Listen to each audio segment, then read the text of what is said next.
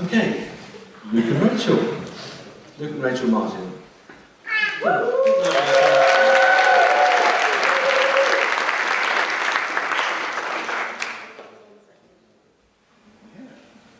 Hello. We're kind of going in, doing it in a slightly different way. So we're going in two halves, so I might warm up that. Okay, so you've got me to start with. I was planning this through the week when I was meant to be planning lessons at work. And I trying to explain to my colleagues that I was giving a talk at church on Sunday. They said, you'll be fine, it's okay, you stand up in front of classes all day, you'll be absolutely fine. I don't think they realised how many of you that actually means I'm talking in front of. So, however, I couldn't get out of my teacher habit, so I've put in a starter for us all to begin, and for you who are teachers, you know exactly what I mean. So this is kind of a clip that I've got that kind of introduces you to our theme for this morning.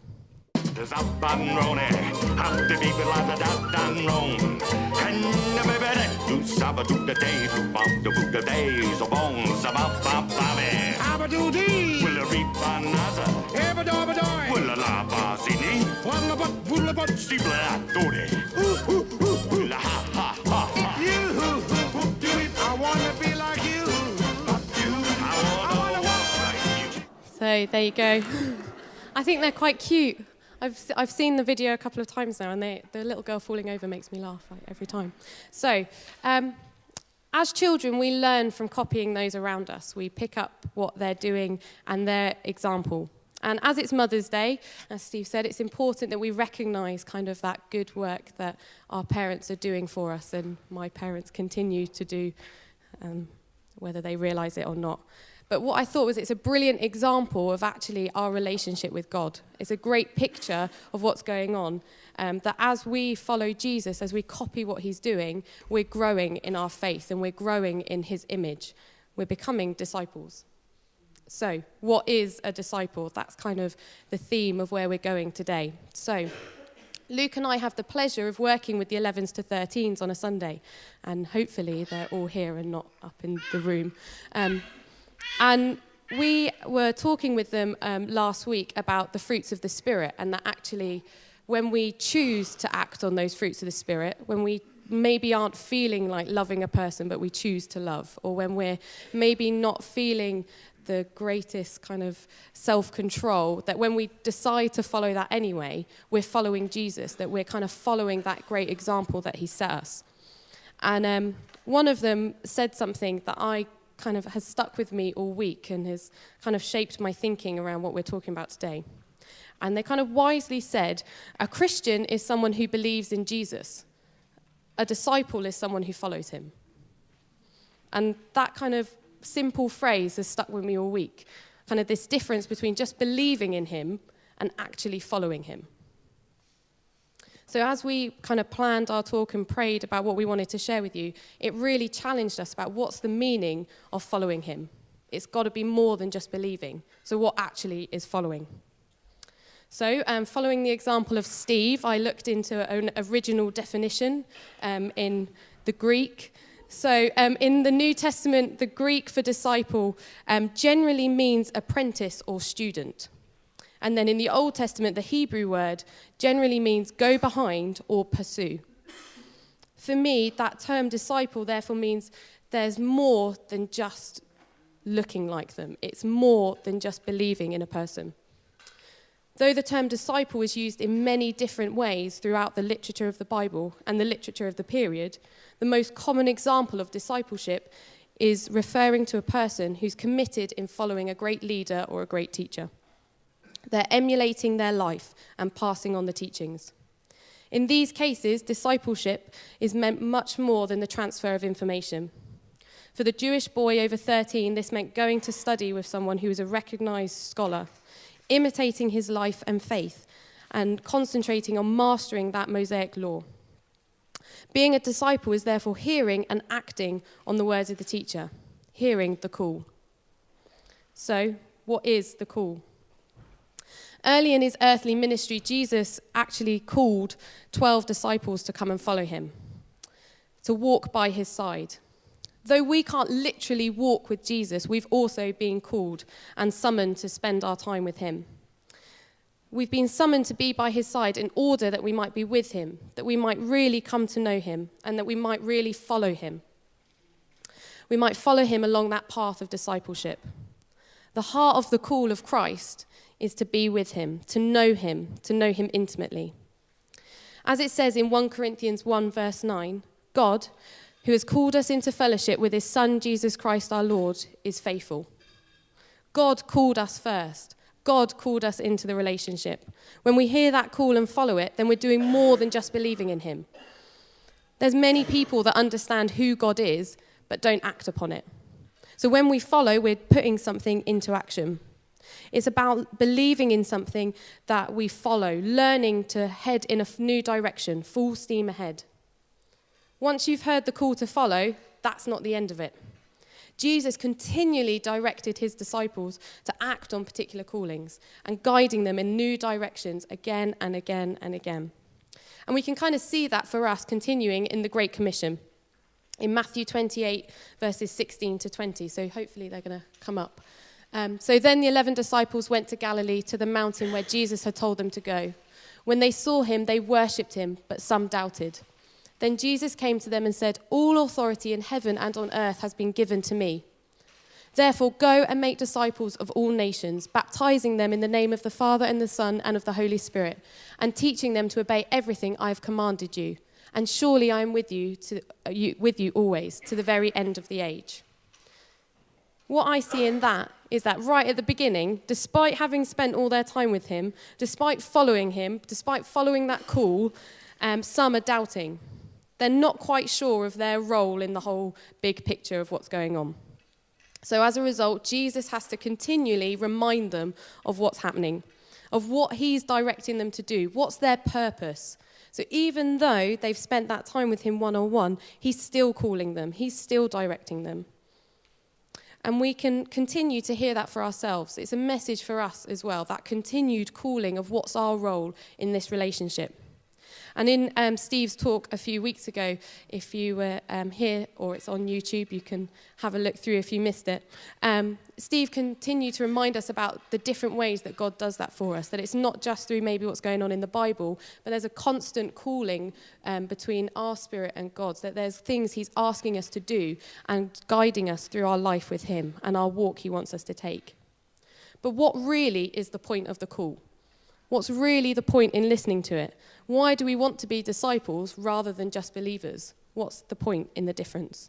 What's the goal of being more like him? The goal is to enjoy being with him and to become more like him. I know that this isn't something really profound. I know that we've heard it in church before, but I do think that sometimes we kind of get so bogged down in everything else that's going on, we can sometimes miss the point of what we're actually doing and the point of why we're being here and worshipping God, what's really going on for us. Jesus has summoned us to be by his side, but not simply to put us to work. His summoning is first a call to know him, to have an intimate fellowship with him, and to enjoy him. It's a love relationship. It's primary and necessary. If the disciples were to have lost interest in Jesus as a person and as a friend from that first call, if they didn't have any relationship with him, they would never have continued their walk with him. They never would have gone on to follow that path that he directed them on. And we are no different. It is in the context of this relationship and deepening intimacy that he commands us to be more like him. In short, it is primarily through fellowship with the Master that we begin to look, feel, and act like that Master. As it says in 2 Corinthians 3, verse 18. And we all, who with unveiled faces contemplate the Lord's glory, are being transformed into his image with ever-increasing glory, which comes from the Lord, who is the Spirit. So it's this kind of ongoing action. The call is linked to the goal. The goal is to be more like him. But what does being like him actually look like? Is it about changing who we are completely or just doing a few things a little bit differently?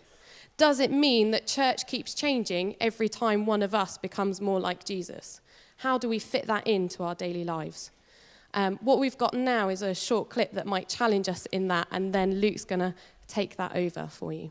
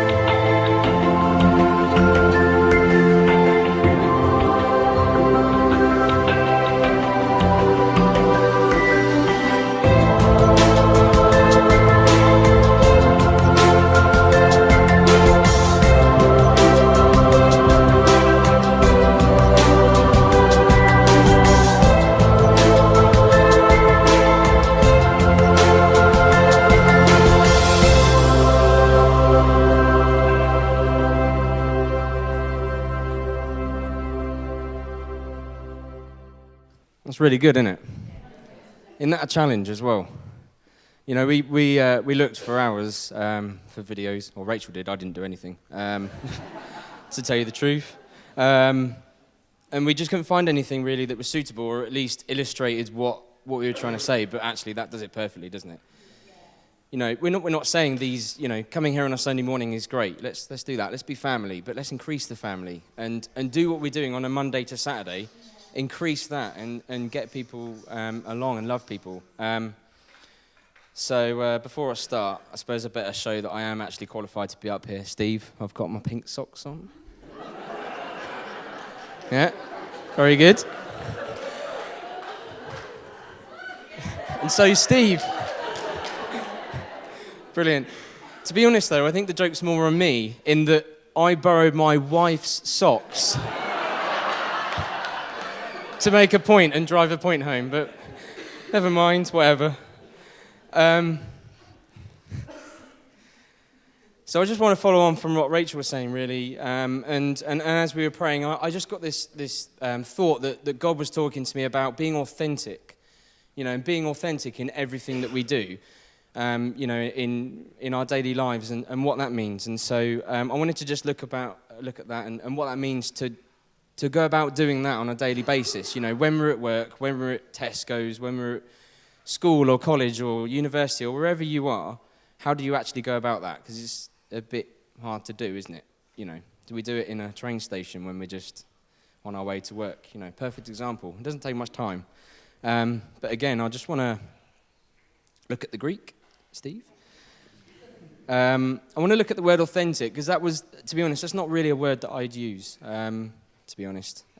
So it comes from the Greek word authentikos, which means to literally be genuine or to be real and to have principle, which I thought was quite interesting, and to have integrity in what we're doing.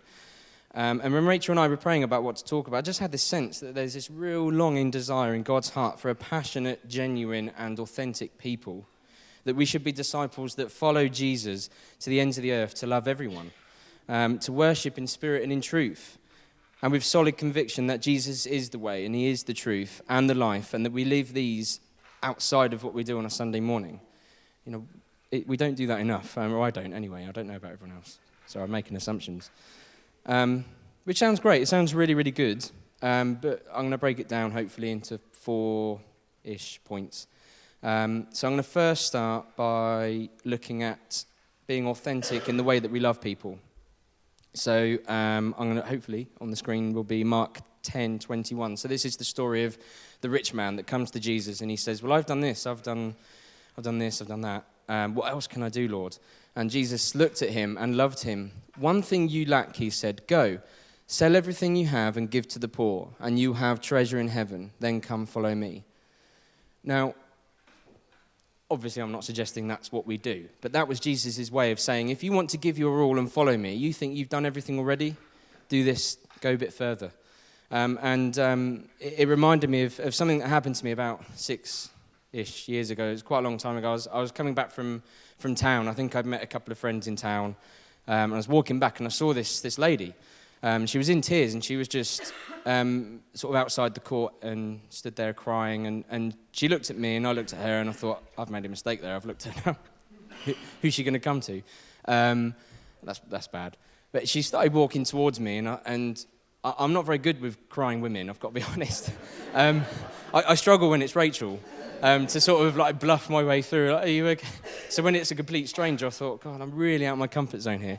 And she came up to me and she grabbed me and I thought, okay, great, this is good. This is starting off well. She grabbed me by the arms and she said, I really need some money, like that. And I said, okay. And as soon as she started talking, I could smell the alcohol in her breath. But I just started to pray and started listening to what God was saying. And she said, I really need to get back to Wendover. My daughter's there. She's at school. It's like 7 o'clock in the evening. I'm thinking, that's a late school. She said, I really need to get back to my daughter. I have to get this train back. I can't miss it. I really need some money. I haven't got any change at all. And I really need some money.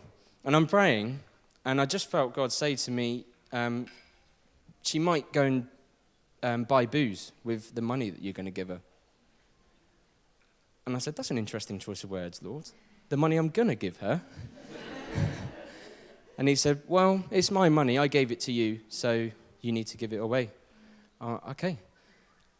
And then in my head, I had this doubt. I thought, I've only got £20 in my wallet. And the train to Wendover is probably like £6 or something. So anyway, I gave it to her, and she was made up, and she ran off towards the train station. So that was good. But it was just this, this idea that, no, my life is not my life.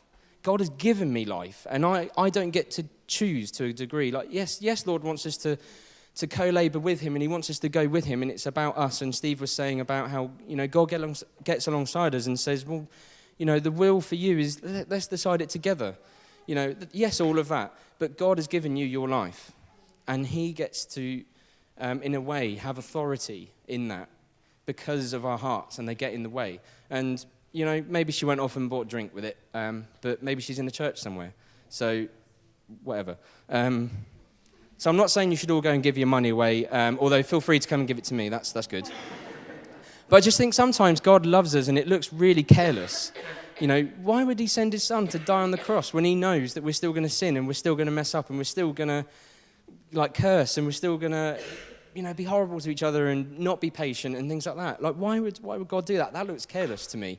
But I just think sometimes God wants us to love more, and he wants us to love in a way that might look a bit careless and a bit risky.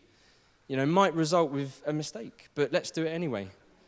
I think we're really good at loving people in this church, don't get me wrong. I think, home groups are great, and if you're live at the Vineyard last night, we were talking briefly about the storehouse ministry, and, there's a bunch of other things that go on at church that everyone's involved in. But I just feel like, actually, we could do more. And it's not all about what we do in this building, that we should actually, 90% of what we do should be out there. And I think the freedom comes in what you decide and how you decide to love people. I don't think God dictates that to you, as long as you love them. So, people come to me all the time, and particularly in youth groups and things, have come and said, well, how much do we love people? To what extent? I said, well, Jesus died for you. So anything up to that, we're not encouraging your children to die. That's not what we're saying. Just saying. Okay, so that's the love part. Number 2, I just feel it's really important to look at how we love people by making mistakes and allowing people to make mistakes as well in the way that we lead, and to learn from mistakes. Sorry. The New Testament is full of stories of Jesus choosing people that looked like mistakes, wasn't it? And then they made more mistakes.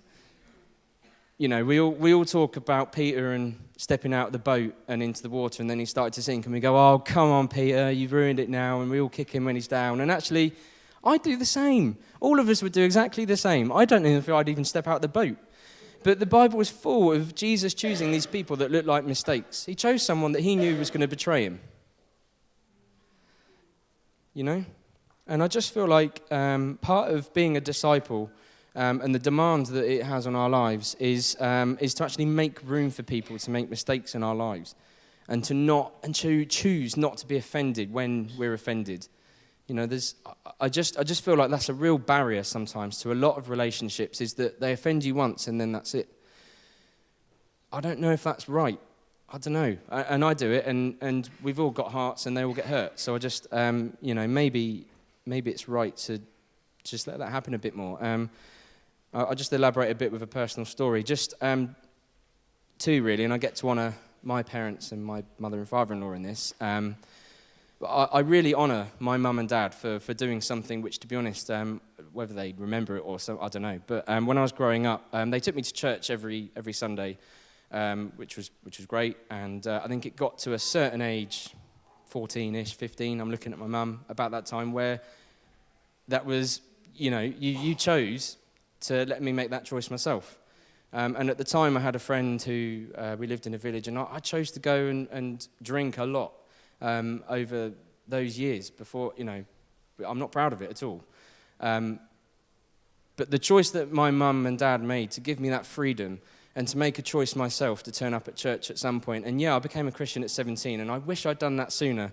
But I really honour my mum and dad for allowing me that room to make my own mistakes and to make sure that I don't know if I'd be here, to be honest, if they'd have dragged me along kicking and screaming every Sunday. I really don't know that I would be here.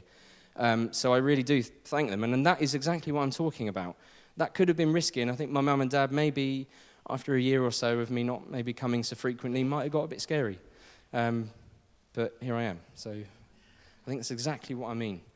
And the other one, this is probably a bit more recent, for Richard and Denise, when Warehouse started about 8-9 years ago, something like that, Richard and Denise were kind of heading it up, and they led from the back and let me and Rachel kind of lead from the front, which was probably a mistake.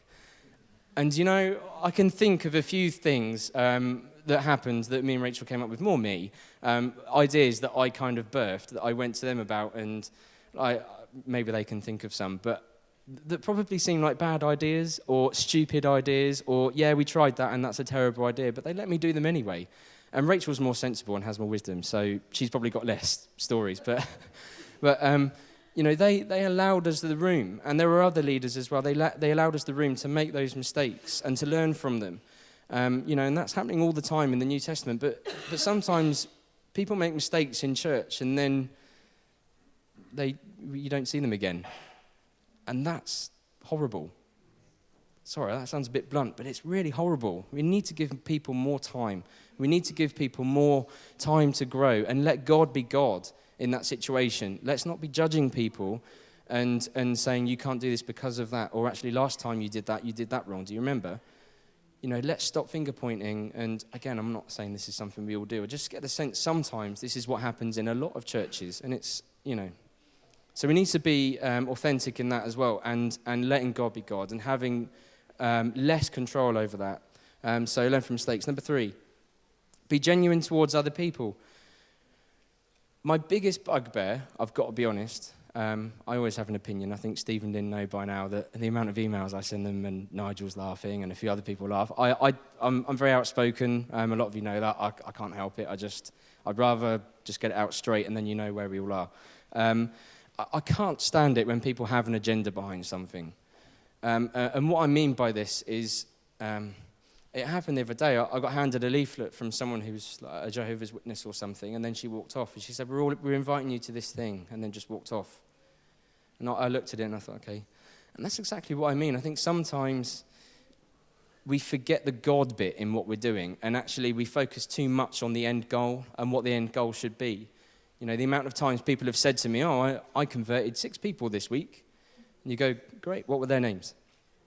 What were their problems? What were their circumstances? What are they going through? What do they love? What do they hate? And sometimes we focus too much on the end goal, and actually we need to focus on the bit between, fellowshipping with these people and loving people, and that's what home groups are for. But actually, let's be doing it on a daily basis, wherever they are. Even if they're doing things that upset you or offend you or say things about your faith that annoys you, let's be genuine towards other people. Let's be authentic in our relationships with people and make sure, that when we're giving people the time to make these mistakes, that they're not offending us. And one time God said to me, Luke, how would you feel if you never actually witnessed anyone come and give their life to me? And then he left it. You know how God does that sometimes? He asks you questions and then he goes on holiday for a bit. And you're like, well, what's the answer? And I came to the conclusion over a few days that was God's way of saying, let's focus on the relationship with me bit first, and then we'll get to the bit where we do the stuff. So we need to be constantly laying down our rights and our agendas and what we think is best and things that we want to do and achieve, and let's lay that down first and focus on meeting needs of individuals, no matter what the cost is, whether it means you give up £20 to a stranger and she might buy booze with it. How would you feel if someone came up to you to sign up to something and then didn't actually invest in your character or invest and give you time into what you're doing? That doesn't feel nice, does it? I can't stand it when we have these strategies. How can we get people to come to church? How can we get people to give their lives to God? What if they don't want to give their lives to God? What if? What if they just want some love? Just a thought. Finally, as we get into that time, I think, probably. I waffle, sorry about that. Number 4, we need to have a real relationship with God. Again, this is nothing profound. We all know this. But how many times are we actually authentic and genuine in the way that we worship God? Right, so let me actually elaborate a bit more. Me and Rachel have spent the last 6 years at New Wine doing some youth work there and leading a whole bunch of stuff there. And it's been really good. I think we're going this year, probably. We weren't going to, and then God went, hang on a minute. So we might be. And so every single year, we've got the 14s to 19s, and I could probably say at least 5 or 6 people, some of them adults, every year come up to me, or you can hear it. I've done it. And they go, worship wasn't for me this morning. Oh, I hate that song. I can't stand that song. That keyboard player, I can't stand him. But the drummer was out of time, or her voice was terrible. You know, how many times have we done that? I've done it. I did it a few weeks ago. It's bad, isn't it? Why do we do that? Think about it. And I actually challenged, it got to like the end of the week, and I'd heard 25 kids come and tell me this one thing time and time again. And I challenged this fella. I said, I'm so sorry. And he went, yeah. And I went, I'm really, really sorry. I didn't realize you were God. And he went, what? And I went, well, what song would you like? And I said, I know the worship leader. I'll go and tell him, what song would you like? And he went, well, I don't know. And then he went, And he went, see what he's saying? And I said, yeah. And I said, just think about it. It's not for you, is it? And he went, no, it's not for me, is it? And I said, no, it's not, is it? Are we going to worship God next time? And he went, yeah, all right, and walked off. And I thought, phew, that paid off. You know, and I was being blunt with him, but it was drilling a point home. You know, we don't sometimes, and I do it a lot, and it doesn't take much, unfortunately, in a worship band, and that's why you have the bands get so up on making mistakes, because they know sometimes that's all it takes. But do you know what? If you focus on God and you think about what you're actually doing, picture him in your head. That's what I do. It's simple, but it works. Picture him in your head. Then you don't care about the mistakes. It doesn't matter who's up there worshipping. You know, it's so much more than that. God deserves our best in everything that we do, in the way that we pray for people, the way that we are to each other in our home groups and in church. And, you know, it's a whole bunch of other stuff. But you know what I mean, don't you? You know? So I'm just going to look at the last verse, and then I'm coming to a close-ish. So it's in Ephesians 4, 1-6, and it says, as a prisoner for the Lord, then I urge you to live a life worthy of the calling you have received. Be completely humble and gentle. Be patient, bearing with one another in love. Make every effort to keep the unity of the Spirit through the bond of peace. There is one body and one Spirit, just as you were called to one hope when you were called, one Lord, one faith, one baptism, one God and Father of all, who is over all and through all and in all. Just sums everything up, doesn't it? And so I think that summed up everything that Rachel and I have been speaking about this morning. There's an American preacher called Rick Joyner who says something very, very simple, but it's quite profound, which is the main thing is that we keep the main thing the main thing. You know, how often in churches do we bicker, and maybe you have a vision and you have a destiny, and someone else has got a very similar thing going on, and you want to get your foot in there, and you want to do your best, and it's good, it's natural, it's part of following God. You want to do your best for God, and that's great. But sometimes it feels like you're scoring an own goal.